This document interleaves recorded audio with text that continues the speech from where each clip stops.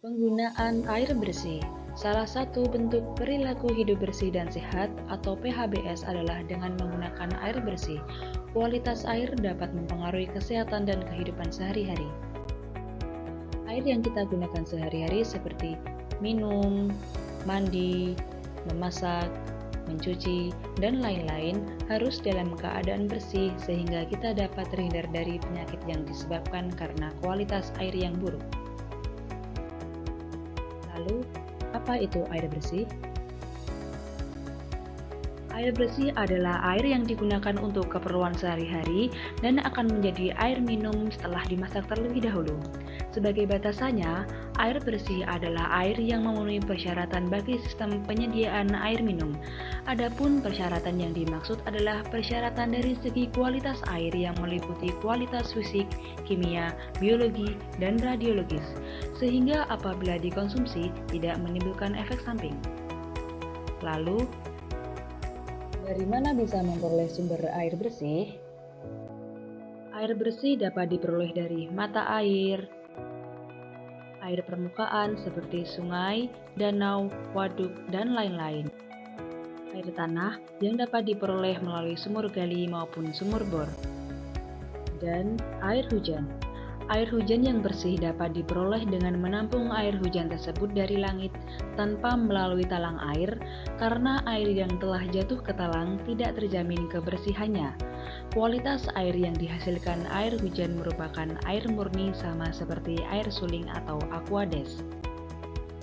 Apa saja syarat air bersih? Syarat air bersih ada 4 ketentuan, yaitu berdasarkan kondisi fisik, kimia, biologi, dan radiologis. Akan tetapi, untuk memudahkan dalam mengetahui air itu bersih atau tidak, minimal dapat diketahui secara fisik. Syarat secara fisik yaitu tidak keruh, tidak adanya butiran-butiran koloid misalnya lumpur maupun tanah liat, tidak berwarna, kondisi jernih karena apabila air tersebut berwarna, itu berarti mengandung bahan-bahan lain yang berbahaya bagi kesehatan. Tidak berasa. Secara fisik, air dapat dirasakan oleh lidah kita. Jika air yang kita minum terasa tawar, maka air tersebut baik untuk dikonsumsi. Namun, apabila air tersebut memiliki rasa seperti asam, pahit, manis, dan asin, itu menunjukkan air tersebut tidak baik.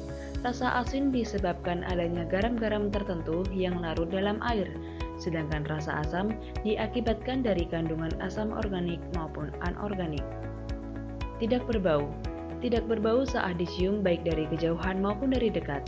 Air yang berbau busuk berarti mengandung bahan organik yang sedang mengalami dekomposisi atau penguraian oleh mikroorganisme lain. Suhu normal. Suhu air sebaiknya sejuk atau tidak panas, terutama agar tidak terjadi pelaurutan zat kimia yang ada pada saluran air atau pipa yang dapat membahayakan kesehatan. Selanjutnya, tidak mengandung zat padatan. Apa manfaat mengkonsumsi air bersih? Penggunaan air bersih dalam kehidupan sehari-hari dapat menghindarkan kita dari berbagai penyakit seperti diare, kolera, disentri, tipes, cacingan, penyakit kulit, hingga keracunan. Lalu, bagaimana menjaga kualitas air? Pertama, sumber air dengan tempat pembuangan minimal berjarak 10 meter. Sumber air harus dilindungi dari bahan pencemar. Selanjutnya, lantai sumur sebaiknya kedap air dan tidak retak. Kemudian, bibir sumur dan dinding sumur harus diplester dan sumur ditutup. Selanjutnya, penampung air dilengkapi dengan penutup dan gayung bertangkai serta dijaga kebersihannya. Sumber air harus dijaga kebersihannya dengan tidak ada genangan air di sekitar sumber air dan dilengkapi dengan saluran pembuangan air, tidak ada kotoran, tidak ada lumut pada lantai maupun dinding sumur. Ayo gunakan air bersih, jaga kualitas air tetap bersih di lingkungan kita. Sekian penjelasan dari kami, tim KKN PPM UGM 2020 Unit YO 295 Parantritis Subunit 2 Grogol 9. dan terima kasih.